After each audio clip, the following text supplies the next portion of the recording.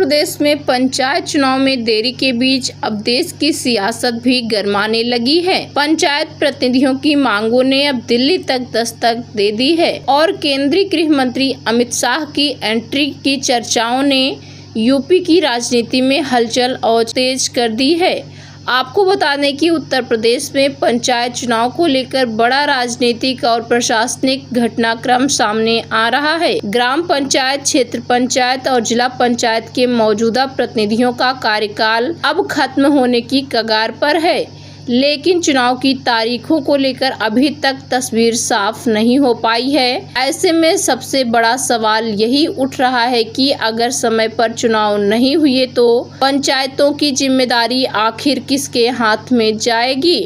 दरअसल प्रदेश की ग्राम पंचायतों का कार्यकाल 26 मई को समाप्त हो रहा है। वहीं क्षेत्र पंचायतों का कार्यकाल 19 जुलाई और जिला पंचायतों का कार्यकाल 11 जुलाई को खत्म होने वाला है। ऐसे में सरकार और प्रशासन दोनों पर दबाव लगातार बढ़ता जा रहा है। इसी बीच पंचायत प्रतिनिधि संगठन भी पूरी तरह सक्रिय हो चुके हैं। ग्राम प्रधान संगठन और ब्लॉक प्रमुख संघ लगातार मांग उठा रहा है कि मौजूदा पंचायत प्रतिनिधियों का कार्यकाल बढ़ाया जाए। साथ ही अगर प्रशासक समिति बनाई जाती है तो उसमें वर्तमान जनप्रतिनिधियों को भी शामिल किया जाए। संगठनों का कहना है कि गांव में विकास कार्य लगातार चल रहे हैं और यदि अचानक प्रशासनिक व्यवस्था बदल गई तो योजनाओं पर असर पड़ सकता है। उनका तर्क है कि वर्तमान प्रतिनिधियों के पास जमीनी स्तर पर अनुभव है, इसलिए पंचायत संचालन की जिम्मेदारी उन्हीं को मिलनी चाहिए। अब इस पूरे मामले में एक नया मोड़ तब आया जब यह मुद्दा राष्ट्रीय स्तर पर पहुँच गया। सूत्रों के मुताबिक ब्लॉक प्रमुख संघ ने अपनी मांगे केंद्रीय गृह मंत्री अमित शाह तक पहुंचा दी है। बताया जा रहा है कि जल्द ही प्रतिनिधिमंडल दिल्ली जाकर मुलाकात भी कर सकता है। इसी खबर के बाद यूपी की राजनीति में चर्चाएं और तेज हो गई हैं। उधर प्रदेश सरकार भी इस पूरे मामले पर गंभीरता से मंथन कर रही है।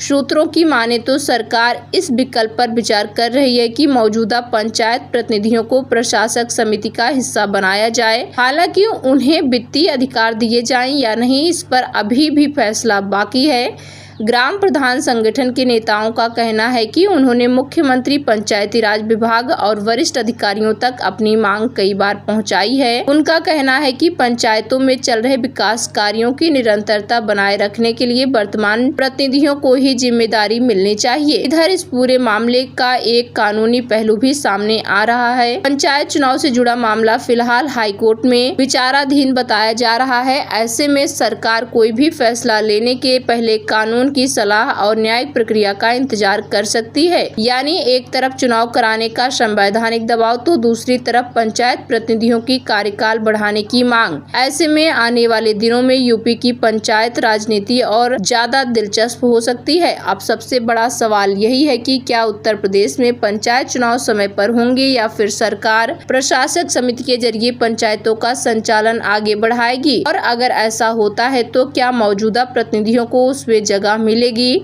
इन सभी सवालों के जवाब आने वाले दिनों में जरूर मिल जाएंगे। फिलहाल यूपी पंचायत राजनीति में हलचल तेज है और हर किसी की नज़र अब सरकार के अगले फैसले पर टिकी है। अगर आपको यह खबर पसंद आई हो तो वीडियो को लाइक और चैनल को सब्सक्राइब जरूर करें। फिलहाल के लिए बस इतना ही। मिलते हैं किसी नई जानकारी के साथ।